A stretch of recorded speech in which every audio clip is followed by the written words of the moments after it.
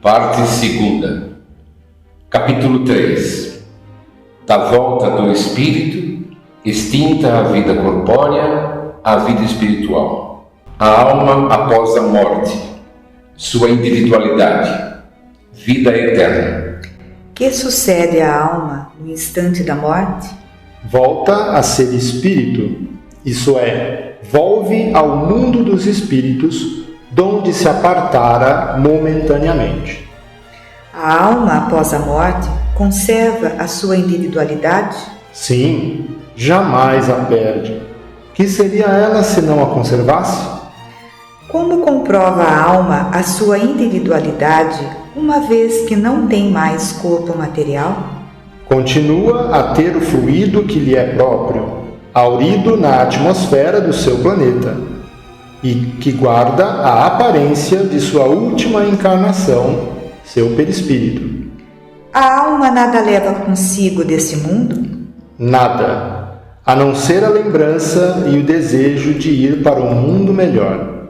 Lembrança cheia de doçura ou de amargor, conforme o uso que ela fez da vida. Quanto mais pura for, melhor compreenderá a futilidade do que deixa na terra.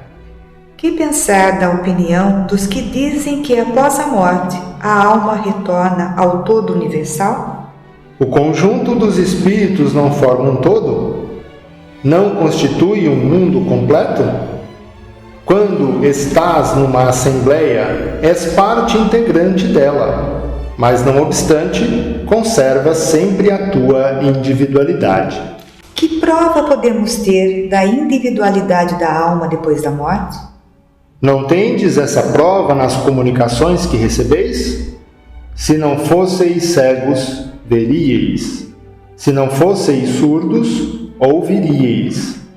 Pois que muito a miúde uma voz vos fala, reveladora da existência de um ser que está fora de vós.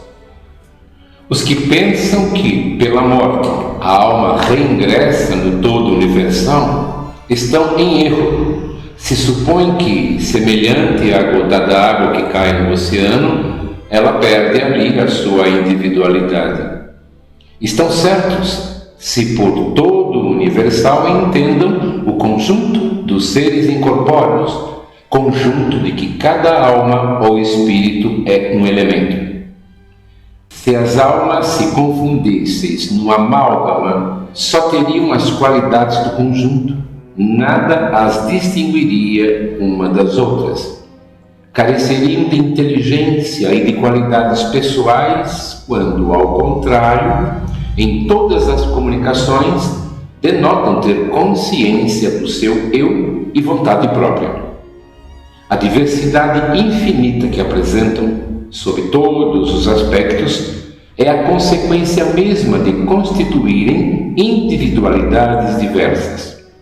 Se, após a morte, só houvesse o que se chama o grande todo, a absorver todas as individualidades, esse todo seria uniforme, e então as comunicações que se recebessem do mundo invisível seriam idênticas.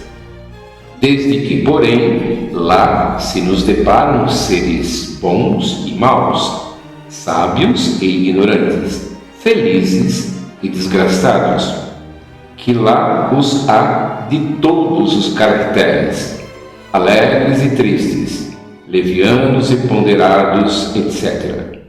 Patente se faz que eles são seres distintos.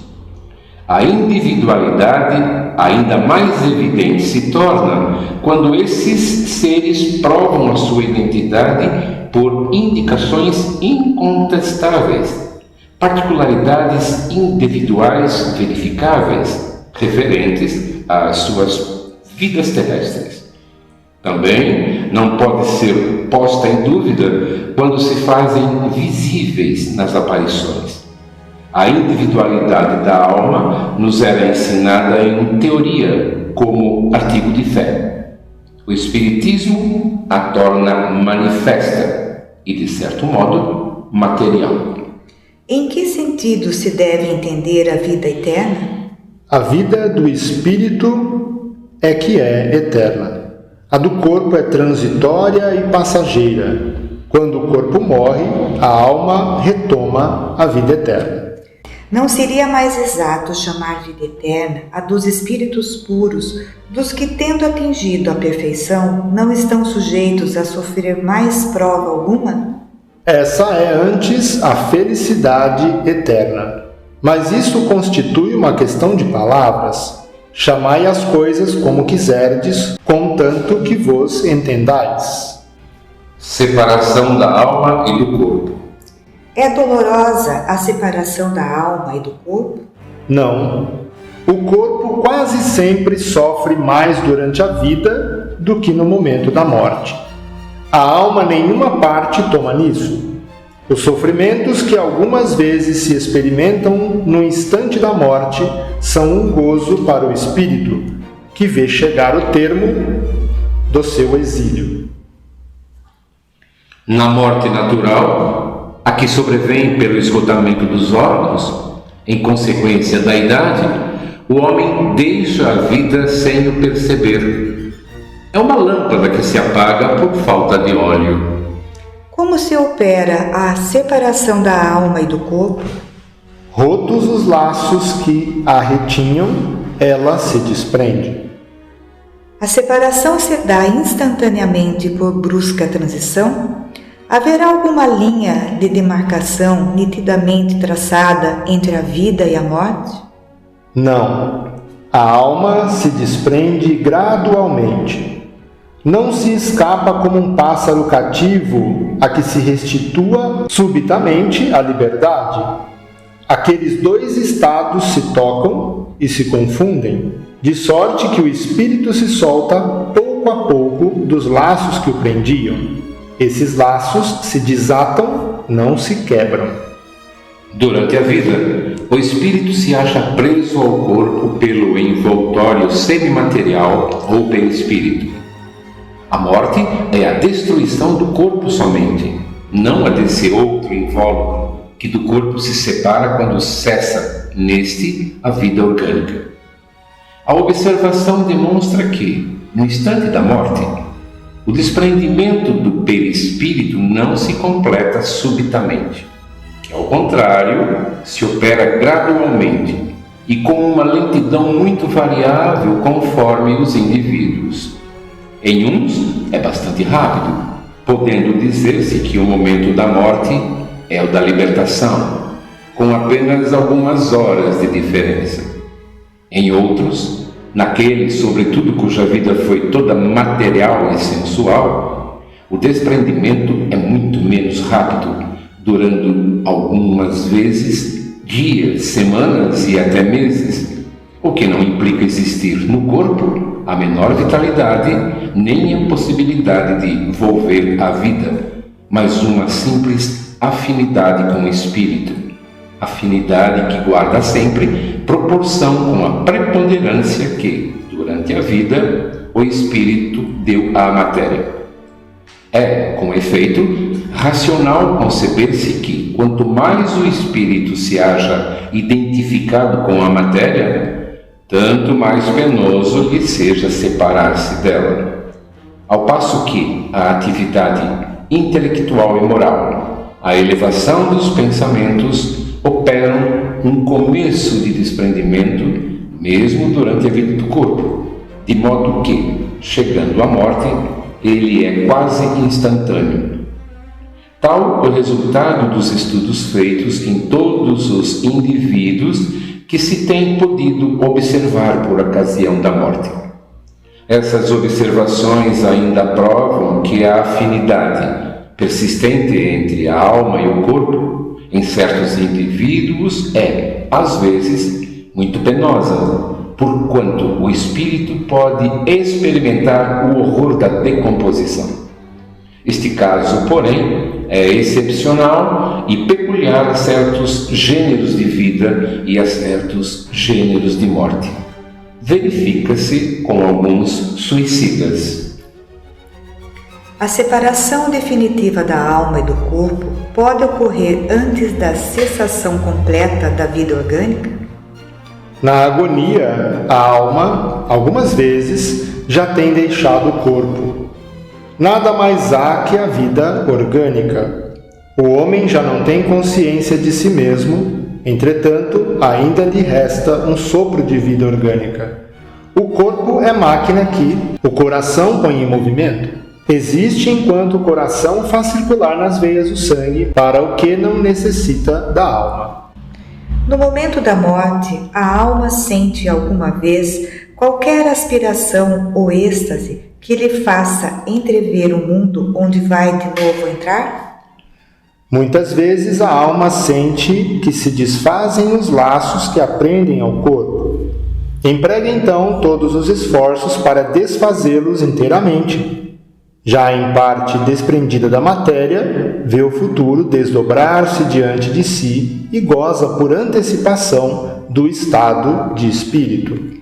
O exemplo da lagarta, que primeiro anda de rastros pela terra, depois encerra na sua crisálida em estado de morte aparente, para enfim renascer com uma existência brilhante, pode dar-nos ideia da vida terrestre, do túmulo e finalmente da nossa nova existência? Uma ideia acanhada. A imagem é boa, todavia, cumpre não seja tomada ao pé da letra, como frequentemente vos sucede. Que sensação experimenta a alma no momento em que reconhece estar no mundo dos espíritos? Depende. Se praticaste o mal, impelido pelo desejo de o praticar, no primeiro momento te sentirás envergonhados de o haveres praticado. Com a alma do justo, as coisas se passam de modo bem diferente.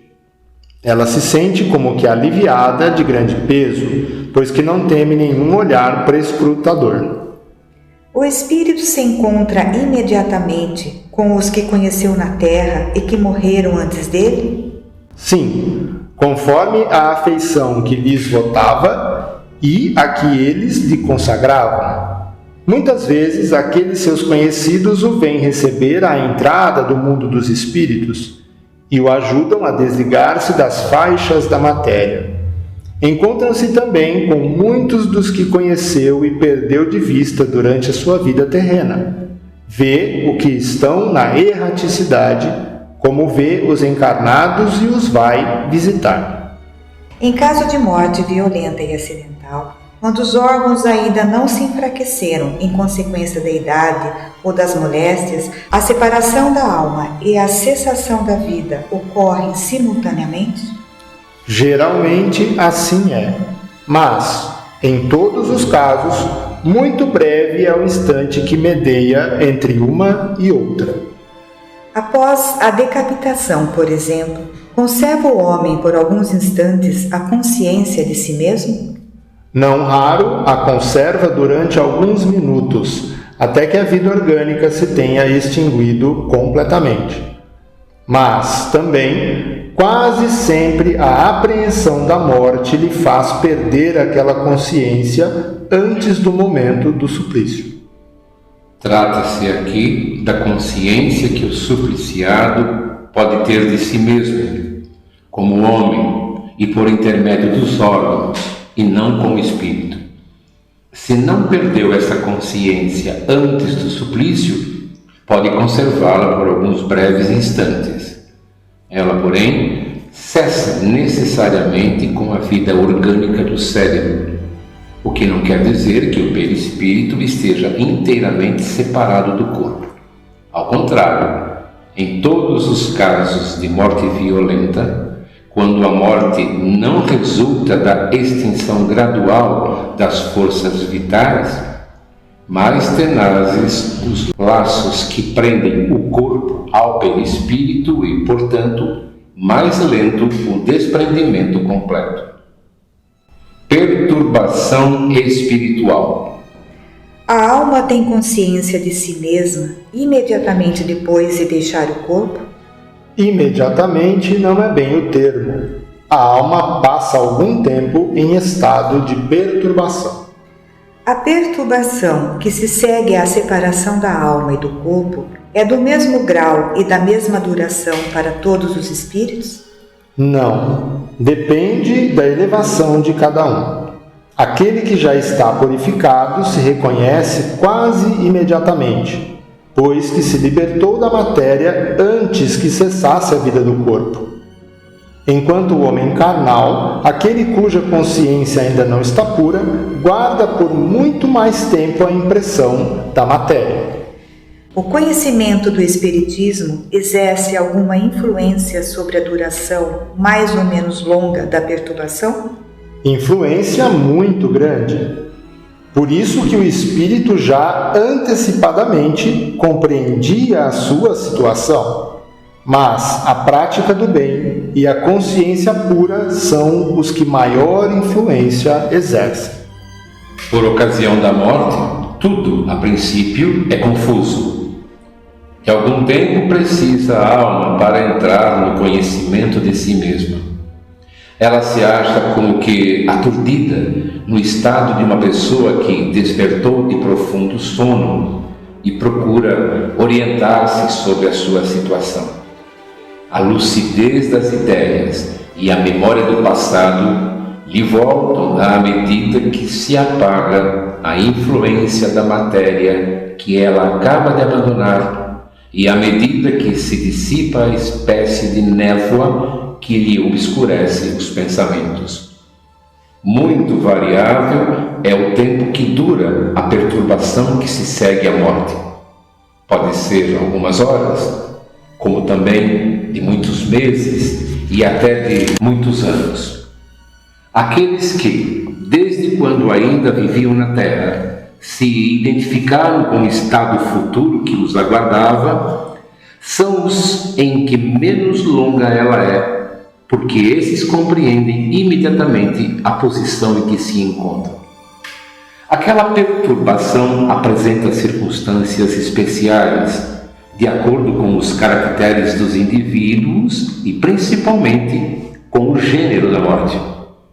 Nos casos de morte violenta, por suicídio, suplício, acidente, apoplexia, ferimentos, etc., o espírito fica surpreendido, espantado e não acredita estar morto. Obstinadamente sustenta que não o está. No entanto, vê o seu próprio corpo, reconhece que esse corpo é seu, mas não compreende que se ache separado dele. Acerca-se das pessoas a quem estima, fala-lhes e não percebe porque elas não o ouvem. Semelhante ilusão se prolonga até o completo desprendimento do perispírito. Só então o espírito se reconhece como tal e compreende que não pertence mais ao número dos vivos. Este fenômeno se explica facilmente. Surpreendido de improviso pela morte, o espírito fica atordoado com a brusca mudança que nele se operou. Considera ainda a morte como sinônimo de destruição, de aniquilamento. Ora, porque pensa, vê, ouve, tem a sensação de não estar morto. Mais lhe aumenta a ilusão o fato de se ver com um corpo semelhante, na forma ao precedente, mas cuja natureza etérea ainda não teve tempo de estudar. Julga-o sólido e compacto como o primeiro, e quando se lhe chama a atenção para esse ponto, admira-se de não poder palpá-lo. Esse fenômeno é análogo ao que ocorre com alguns sonâmbulos inexperientes que não creem dormir. É que têm o sono por sinônimo de suspensão das faculdades. Ora, como pensam livremente e veem, julgam que não dormem. Certos espíritos revelam essa particularidade, se bem que a morte não lhes tenha sobrevindo inopinadamente. Todavia, sempre mais generalizada se apresenta esta particularidade entre os que, mesmo doentes, não pensavam em morrer. Observa-se então o singular espetáculo de um espírito assistir ao seu próprio enterramento como se for o de um estranho, falando desse ato como de coisa que ele não lhe diz respeito até o momento em que compreende a verdade. A perturbação que se segue à morte nada tem de penosa para o homem de bem, que se conserva calmo, semelhante em tudo a quem acompanha as fases de um tranquilo despertar. Para aquele cuja consciência ainda não está pura, a perturbação é cheia de ansiedade e de angústias, que aumentam à proporção que ele da sua situação se compenetra. Nos casos de morte coletiva, tem sido observado que todos os que perecem ao mesmo tempo nem sempre tornam a ver-se logo. Presas da perturbação que se segue à morte, cada um vai para o seu lado ou só se preocupa com os que lhe interessam.